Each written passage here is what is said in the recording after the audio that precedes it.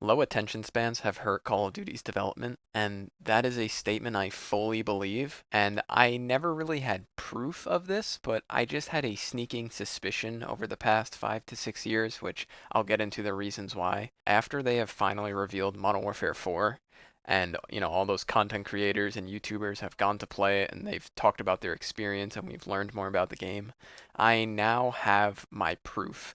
And I'm not sure if you know T-Dog Smitty. He's a Call of Duty YouTuber. He's really big. He's pretty entertaining if you like classic COD. T-Dog Smitty made a video about his experience there at Infinity Ward Studios playing Modern Warfare 4 early. He talked about it, and there was one clip in particular that I'm going to play right now that really proves my point. Shipment is a map that they literally said if with 24/7, because somebody asked about is Shipment 24/7 going to be right in the game where it's like, okay, everybody just goes to that playlist. They actually talked about how people only play Call of Duty if Shipment is in the game, Shipment 24/7. So you heard that right. The developers now look at the metrics of players who only play Shipment 24/7.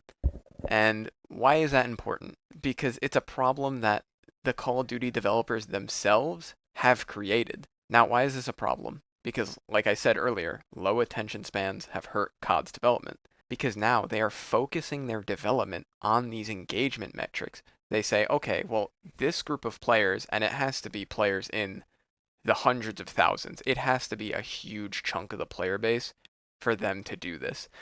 They have to say, okay, there's this huge chunk of the player base that will not play our games anymore unless we put this brain rot playlist in our game.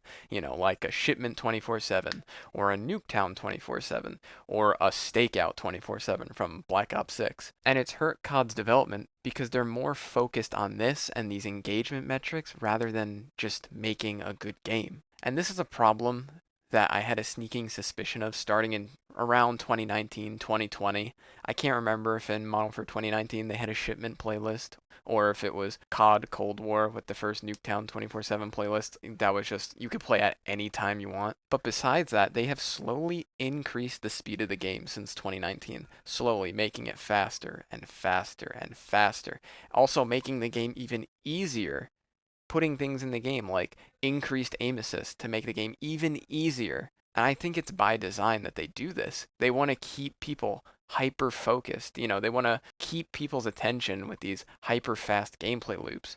I mean, it's no surprise. Like, it's not entirely the developer's fault. Obviously, with the rise of short form content on social media, like YouTube Shorts or TikTok or Instagram Reels. Everyone's kind of hooked on short form content and it's just lowered attention spans overall, just in the entire world. Like, it's not entirely the developer's fault. I do see them going this direction kind of with the modern trends of society. They want to cater to people who really just can't even hold something in their attention for more than 5 seconds. Because think about it like this: when you play the regular modes and you're playing on those, maybe medium sized or larger sized maps, there's not going to be action every single second of the game. There's going to be downtime at some point. You're going to be running around trying to find your next fight or, trying to go to the objective. Nothing's going to be happening. But with Shipment 24/7 or Nuketown 24/7, every single second something is happening. And the best way I could describe those playlists is it's like an adrenaline rush, just go, go, go, go, go. Do not ever stop. Now they're focusing more on these playlists and how do we look at our engagement metrics? How do we keep people on the game for longer in these smaller maps?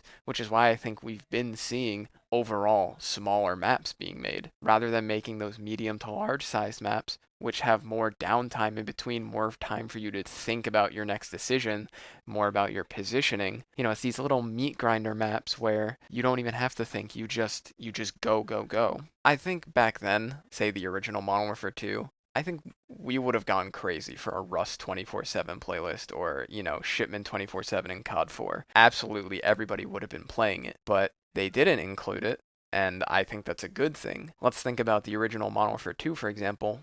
It has a great variety of maps, some really large maps like Estate or Afghan. Then it's got the extremely tiny maps like Rust. You have some maps that are, I would say, small to medium sized, like your high rise or your scrapyard, but they're not complete brain rot small. And the thing with Rust is, yeah, it is one of those really brain rot small maps, but the only difference is Number one, we didn't have a 24/7 playlist, so we weren't playing it 24/7. It was, once every 6 games. And also, obviously, other factors like the movement was a lot slower. In general, the pacing of the game was slower. But that's another point I want to get to. We loved those maps not just because they were good, but you didn't get to play them 24/7. Like too much of a good thing is a bad thing. If you can play Shipment or Nuketown 25 games in a row, like you're gonna get bored of it eventually. And I think we kind of see that now. Like people are getting bored of these small maps. And another thing now is they don't want to rip off the band-aid and remove these maps.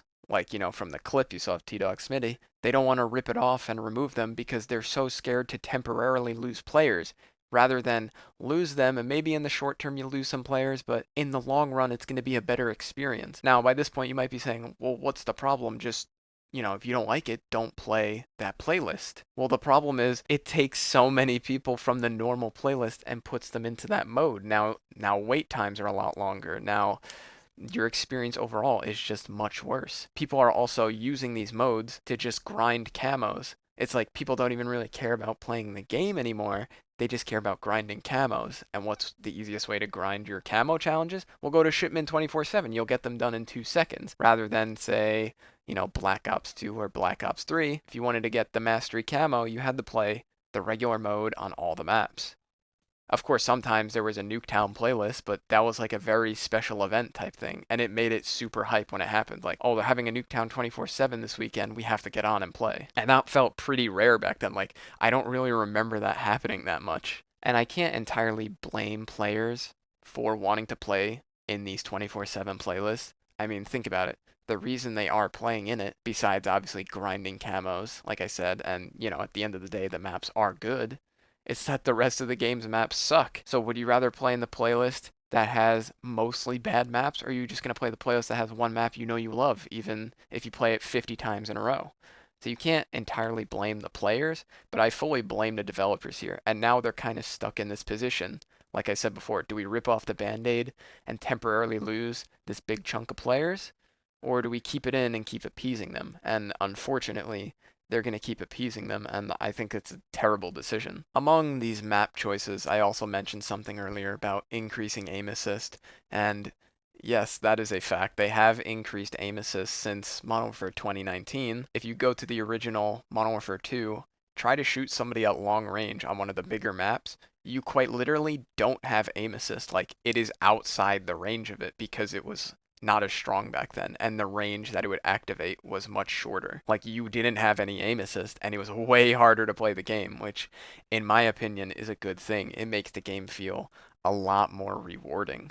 Whereas nowadays, the aim assist is so strong on controller, like, it feels like I have an actual aimbot while playing. Like, I don't even see the point in downloading an aimbot on my computer or plugging in one of those Cronuses into my controller because the controller has an aimbot built in. It is so strong. I don't even understand how anybody is having fun playing on controller nowadays. It's like there's no skill in it whatsoever. With the lower attention span thing, like nobody wants to get better at anything anymore. Like skills are out the window. Everybody just wants things handed to them. So now we have Shipment, Nuketown, Brain Rot 24/7, and you have an aimbot built into your controller. It's one big reason I really haven't enjoyed Call of Duty, honestly, in like 10 years, since maybe Black Ops 3. And I was hoping maybe something would change with Modern Warfare 4 after watching videos of these content creators go to play the game. Of course, it's not out yet, like it's still in an alpha state, so things could change, but I just highly doubt it, and it's pretty disappointing to me personally. Honestly, a lot of these reasons combined, among other reasons I don't like Call of Duty, it's one I still go back to play some of the OG CODs on PC, and you could still play them today. You could even play them on Xbox backwards compatible very easily. I still play the original Modern Warfare 3 every single week, whether it's on controller or mouse and keyboard. Plugging in a controller in that game is actually a lot of fun because, like I said, it doesn't have super strong aim assist. Getting kills on a controller actually feels rewarding and like it actually takes skill. I think Call of Duty's development in the future, they're just going to keep using these engagement metrics and just, looking at statistics rather than what actually helps the game. Yeah, okay, they get more players with these 24/7 playlists, but like I said, they introduced the problem themselves and they're afraid to fix it. It's really sad. Nothing will change probably, but that's okay because Black Ops 1 and Black Ops 2 are confirmed to be ported over to PlayStation 5, and you bet your ass I'm going to be playing those games on day one when they come out. I want to play that classic COD goodness, that Golden Age Call of Duty sweetness, where I don't need these brain rot playlists. I don't need that insane aim assist. I just jump in, have fun, have a good time. And I'd love to hear if you agree or disagree with my opinion on these 24/7 map playlists, if you think they're a good thing or a bad thing. And I mean, hey, I've played on them plenty of times. Like I said, the maps in the normal game, a lot of these games are trash, so it's no wonder they're very popular. But I wish they would take them out. And thanks for watching.